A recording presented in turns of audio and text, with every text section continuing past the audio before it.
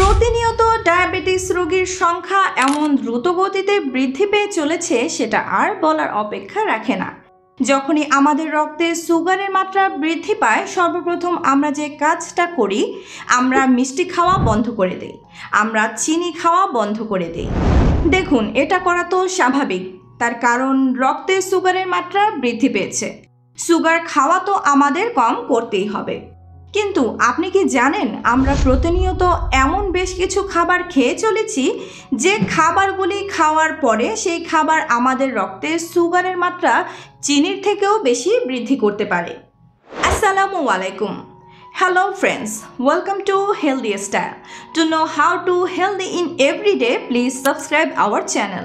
আমাদের উদ্দেশ্য আপনি থাকুন হেলদি সব সময়। প্রিয় দর্শক, ভিডিওটি দেখার সময় একটি লাইক করে দিন। চ্যানেলে নতুন হলে অবশ্যই সাবস্ক্রাইব করে রাখুন। আজ আমরা তেমনই 7টি খাবার নিয়ে আপনাদের সাথে আলোচনা করব, যে 7টি খাবার আপনার রক্তে অত্যাধিক পরিমাণে সুগারের মাত্রা বৃদ্ধি করতে পারে। তাই আপনি যদি একজন ডায়াবেটিক পেশেন্ট হয়ে থাকেন, তাহলে অবশ্যই ভিডিওটি মনোযোগ সহকারে দেখবেন এবং এই 7 প্রকার খাবারের থেকে অবশ্যই দূরে থাকার চেষ্টা করবেন। মূল বিষয়বস্তুতে যাওয়ার আগে আমাদের সর্বপ্রথম জেনে নিতে হবে, একজন ডায়াবেটিক পেশেন্টের জন্য যখন আমরা খাদ্য তালিকা বানাই, তখন আমরা সেই সমস্ত খাবারগুলিকে তালিকাভুক্ত করে থাকি যে খাবারগুলোর গ্লাইসেমিক ইন্ডেক্স 55 বা 55 এর নিচে থাকে, এবং যে খাবারগুলির মধ্যে কার্বোহাইড্রেট এবং সুগারের মাত্রা কম থাকে। এবং তার সাথে সাথে অবশ্যই খেয়াল রাখতে হবে, সারাদিনে যে সমস্ত খাবার ওই ডায়াবেটিক রোগীটি গ্রহণ করবে তার মধ্যে যেন ফাইবারের মাত্রা বেশি থাকে। এই বিষয়গুলো মাথায় রেখে যে সমস্ত খাবারের খাদ্য তালিকা আজ আমি বানিয়েছি, সেই খাদ্য তালিকার 1 নম্বরে আমি রেখেছি মুড়িকে। তার কারণ মুড়ি হলো অত্যন্ত জনপ্রিয় এবং বহু জনপ্রচলিত একটি খাবার। মুড়ি খেতে ভালোবাসেন না এমন বাঙালি প্রায় নেই বললেই চলে। কিন্তু আপনি জানেন কি, এই মুড়ি চিনির থেকেও বেশি আপনার রক্তে সুগারের মাত্রা বৃদ্ধি করতে পারে? কিভাবে? চলুন জেনে নেই।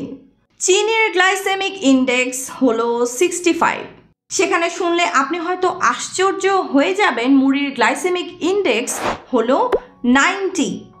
যে খাবারের গ্লাইসেমিক ইন্ডেক্স যত বেশি, সেই খাবার খাওয়ার পরে তত তাড়াতাড়ি আমাদের রক্তে সুগারের মাত্রা বৃদ্ধি হতে পারে। শুধু তাই নয়, মুড়ির গ্লাইসেমিক ইন্ডেক্স 90 হওয়ার জন্য মুড়ির গ্লাইসেমিক লোড হলো কিন্তু 81, মানে প্রায় 81। দেখুন, একজন ডায়াবেটিক পেশেন্ট সারাদিনে যে সমস্ত খাবার খেয়ে থাকেন, সমস্ত খাবার মিলিয়ে তার সারাদিনের গ্লাইসেমিক লোডের লিমিট হলো 100 বা 100। অর্থাৎ একজন মানুষ যদি সারাদিনে 100 গ্রাম মুড়ি খেয়ে ফেলেন, তাহলে সারাদিনের যে গ্লাইসেমিক লোডের লিমিট তার 80% বা 80% পর্যন্ত কভার করতে পারে ওই 100 গ্রাম মুড়িতে। এখন আপনি অবশ্যই অনুভব করতে পারলেন যে মুড়ি একজন ডায়াবেটিক পেশেন্টের জন্য কতটা ক্ষতিকারক। এখন এই ভিডিওতে অনেকেই হয়তো কমেন্ট করবেন যে আমি তো এতদিন ধরে মুড়ি খাচ্ছি, আমার স্বাস্থ্যের কোনো সমস্যা নেই, আমার দাদুর 80 বছর পর্যন্ত মুড়ি খেয়ে বেঁচে আছেন। গ্রাম বাংলায় মুড়ি আমাদের প্রধান খাদ্য, আমরা মুড়ি খাচ্ছি, আমাদের তো কোনো সমস্যা নেই।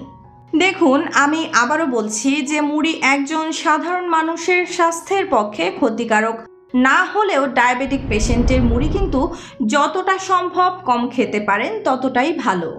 আগেরকার গ্রামের মানুষেরা প্রচণ্ড কায়িক পরিশ্রম করতেন, ভাজা পোড়া খেতেন না, কেমিক্যাল মুক্ত টাটকা শাকসবজি, মাছ, মুরগি, দেশীয় ফল ফলাদি গ্রহণ করতেন, রোদের মধ্যে বেশি থাকতেন, তাড়াতাড়ি করে ঘুমিয়ে পড়তেন। তাদের জীবনযাত্রা অনেক গোছানো ছিল। আর এখন বর্তমানে আমাদের কী হালে জীবন চলছে সেটা আপনাকে প্রশ্ন করুন। অনেক ডায়াবেটিক রোগীদের আমরা বলতে শুনেছি যে আমাদের সুগারের মাত্রা বেশি রয়েছে বলে সকালবেলা আমরা দুধ কর্নফ্লেক্স খাই এবং চিনি ছাড়া খাই। দেখুন, আপনাদের জানিয়ে রাখি যে মিল্ক কর্নফ্লেক্স, আপনি যে চিনি ছাড়া খাচ্ছেন, ওই কর্নফ্লেক্সের গ্লাইসেমিক ইন্ডেক্স সম্পর্কে আপনার ধারণা থাকা উচিত।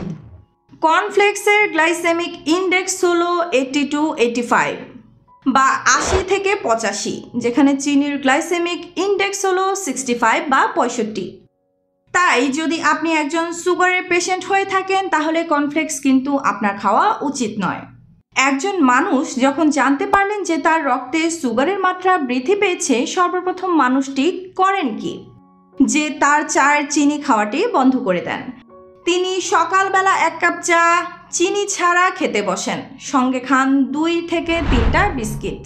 আপনি জানেন কি, আপনি চায়ের সাথে চিনি তো খেলেন না, ঠিকই আছে, কিন্তু আপনি যে বিস্কিট খাচ্ছেন সেই বিস্কিট কিন্তু আপনার রক্তে অত্যাধিক মাত্রায় সুগারের মাত্রা বৃদ্ধি করতে পারে। তার কারণ আমরা সাধারণভাবে যে সমস্ত বিস্কিট খেয়ে থাকি, কুকিজ খেয়ে থাকি বা টোস্ট জাতীয় যে সমস্ত বিস্কিট আমরা খেয়ে থাকি, প্রত্যেকটি বিস্কিটের মেইন ইনগ্রেডিয়েন্টস বা প্রধান উপকরণ হলো ময়দা, চিনি এবং তেল। আবার বেশ কিছু মানুষ তাদের স্বাস্থ্য সচেতনতা প্রমাণ দিতে গিয়ে তারা চায়ের সাথে সুগার ফ্রি বিস্কিট খান। আপনাদের অবশ্যই জেনে রাখা উচিত ওই সুগার ফ্রি বা চিনি মুক্ত বিস্কিটের মধ্যে চিনি হয়তো ব্যবহার করা হয়নি, কিন্তু তার মধ্যে ব্যবহার করা হয়েছে ময়দা, তার মধ্যে ব্যবহার করা হয়েছে তেল। দেখুন, আপনাদের জেনে রাখা উচিত যে ময়দার গ্লাইসেমিক ইন্ডেক্স 70-75, মানে 70 থেকে 75, এবং তার সাথে সাথে ওই বিস্কিটের মধ্যে যে তেল ব্যবহার করা হয়, বেশিরভাগ তেলের মধ্যে অত্যাধিক পরিমাণে ক্ষতিকারক স্যাচুরেটেড ফ্যাট বা সম্পৃক্ত চর্বি থাকে। যে স্যাচুরেটেড ফ্যাট আপনার রক্তে কোলেস্টেরলের মাত্রা বৃদ্ধি করতে পারে। যে স্যাচুরেটেড ফ্যাট আপনার হার্টের পক্ষে ক্ষতিকারক। স্যাচুরেটেড ফ্যাট বা সম্পূর্ণ চর্বি আপনার ইনসুলিন রেজিস্ট্যান্সের মতো সমস্যা সৃষ্টি করতে পারে। তাই পরবর্তী ক্ষেত্র থেকে আপনি যদি একজন ডায়াবেটিক পেশেন্ট হয়ে থাকেন, যে কোনো প্রকার বিস্কিট থেকে দূরে থাকার চেষ্টা করবেন। আমরা সবাই জানি ডায়াবেটিক রোগীরা ফল খাবার বিষয়ে যথেষ্ট সচেতন থাকেন। তার কারণ ফলের মধ্যে যে সুগার থাকে, যে সুগার একজন ডায়াবেটিক পেশেন্টের রক্তে কিন্তু সুগারের মাত্রা বৃদ্ধি করতে পারে। তাই আমরা ডায়াবেটিক পেশেন্টদের সেই সমস্ত ফলগুলি খাবার পরামর্শ দেই যেই ফলগুলোর গ্লাইসেমিক ইন্ডেক্স 55 বা 55 এর নিচে, এবং তার সাথে সাথে যে ফলগুলোর মধ্যে ফাইবার এর মাত্রা বেশি থাকে। কিন্তু যে সমস্ত ফলের মনে করুন ফাইবারের মাত্রা বেশি, যে ফলের গ্লাইসেমিক ইন্ডেক্স 55 এর নিচে, সেই ফলমূলের যদি আমরা জুস করে খাই তাহলে কেমন হয়? দেখুন, আপনাদের জানিয়ে রাখি, একজন ডায়াবেটিক রোগীর যে কোনো প্রকার ফলের জুস না খাওয়াই উত্তম। তার কারণ বেশিরভাগ ক্ষেত্রে ফলের জুস বানানোর সময় ওই ফলের মধ্যে থাকা যে ফাইবার, সেই ফাইবারকে আমরা ফিল্টার করে বা ছেঁকে ফেলে দিয়ে থাকি। তখন ওই ফাইবার বা খাদ্য আঁশগুলো বাদ চলে যাবার জন্য ওই ফলের সুগার সহজেই আপনার শরীরে শোষণ হতে পারে এবং আপনার রক্তে সুগারের মাত্রা বৃদ্ধি পেতে পারে। এবং তার সাথে সাথে ফলের জুসের মধ্যে থাকে কনসেন্ট্রেটেড ফ্রুক্টোজ সুগার বা ঘনীভূত ফল শর্করা চিনি। যে ঘনীভূত চিনি আপনার রক্তে কিন্তু সহজেই সুগারের মাত্রা বৃদ্ধি করতে পারে। তাই আপনি যদি একজন ডায়াবেটিক পেশেন্ট হয়ে থাকেন, আপনার যে সমস্ত ফলগুলি খাওয়া শ্রেয় সেই ফলগুলি গোটা খাবার চেষ্টা করবেন। যে ফলগুলো ছাল সহ খাবার সম্ভব সেগুলি ছাল সহ খাওয়ার চেষ্টা করবেন। যদি গোটা ফল খেতে আপনি পছন্দ না করেন, আপনি স্মুদিস বানিয়ে খেতে পারেন, কিন্তু ফলের জুস বানিয়ে কখনোই খাবেন না। যদিও আমরা প্রায় সকলেই জানি, তবুও আমরা আলোচনা করি যে আলু কিন্তু অত্যাধিক পরিমাণে আপনার রক্তে সুগারের মাত্রা বৃদ্ধি করতে পারে। তার কারণ আলুর গ্লাইসেমিক ইন্ডেক্স হলো প্রায় 78। তাই আলু ভর্তা কিংবা আলু ভাতে থেকে আপনাকে যতটা সম্ভব দূরে থাকার চেষ্টা করতে হবে।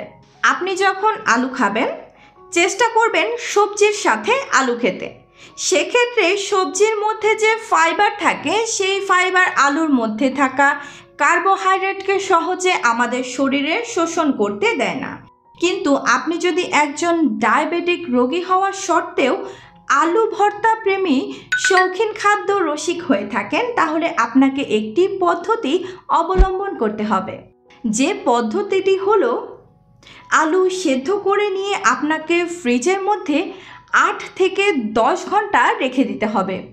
8 থেকে 10 ঘন্টা ফ্রিজে রাখার পরে সেটিকে বাইরে বের করে নিয়ে নর্মাল তাপমাত্রায় সেটিকে আসতে দিন। সেটি যখন নর্মাল তাপমাত্রায় চলে আসবে তখন সেটিকে আপনি ভর্তা বানিয়ে খেতে পারেন।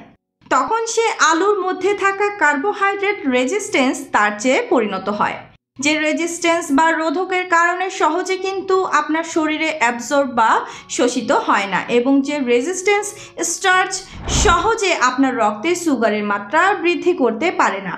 তবে অবশ্যই মনে রাখবেন, ফ্রিজ থেকে বের করে আলুটি দ্বিতীয়বার কিন্তু গরম করা যাবে না। অনেকে মনে করেন তরমুজ এমন একটি ফল যে ফলের মধ্যে জলের মাত্রা বেশি থাকে, তাই একজন ডায়াবেটিক রোগী নিশ্চিন্তে তরমুজ খেতে পারেন। কিন্তু আপনাদের জানিয়ে রাখি, তরমুজেও কিন্তু আপনার রক্তে সুগারের মাত্রা বৃদ্ধি করতে পারে। তার কারণ তরমুজের গ্লাইসেমিক ইন্ডেক্স হলো 72, কিন্তু তরমুজের মধ্যে কার্বোহাইড্রেটের মাত্রা থাকে কম।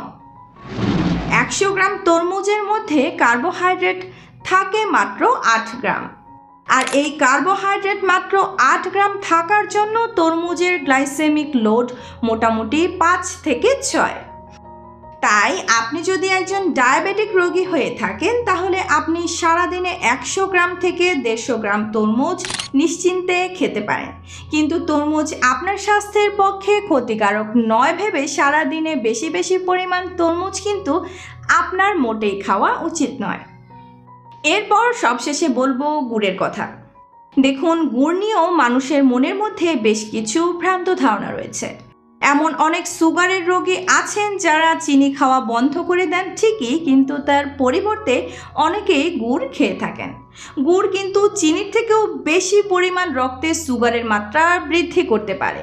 তার কারণ চিনির গ্লাইসেমিক ইন্ডেক্স যেখানে 65, সেখানে গুড়ের গ্লাইসেমিক ইন্ডেক্সের মান 84, এবং তার সাথে সাথে চিনি এবং গুড়ের মধ্যেও তেমন একটা তফাৎ নেই। 100 গ্রাম চিনির মধ্যে ক্যালোরি থাকে 387 ক্যালোরি, এবং 100 গ্রাম গুড়ের মধ্যে ক্যালোরি থাকে 383 ক্যালোরি।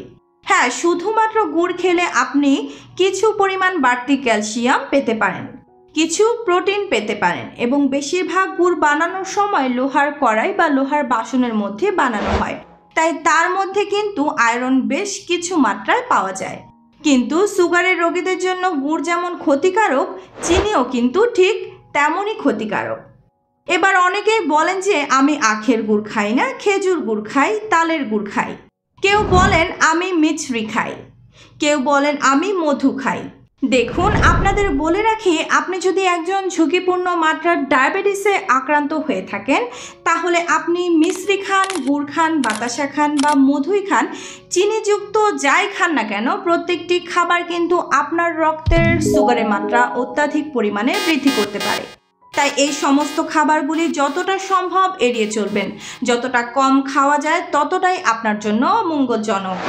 আশা করছি ভিডিওটি আপনাদের ভালো লেগেছে। যদি ভালো লেগে থাকে তাহলে অবশ্যই ভিডিওটিকে লাইক, কমেন্ট, শেয়ার এবং সাবস্ক্রাইব করবেন, এবং ভিডিওটি কে কোন দেশ বা জায়গা থেকে দেখছেন সেটাও আমাদের কমেন্টে জানাতে পারেন। প্রত্যেকের সুস্থতা কামনা করছি। আজকের ভিডিওটি এখানেই সমাপ্তি। আল্লাহ হাফেজ।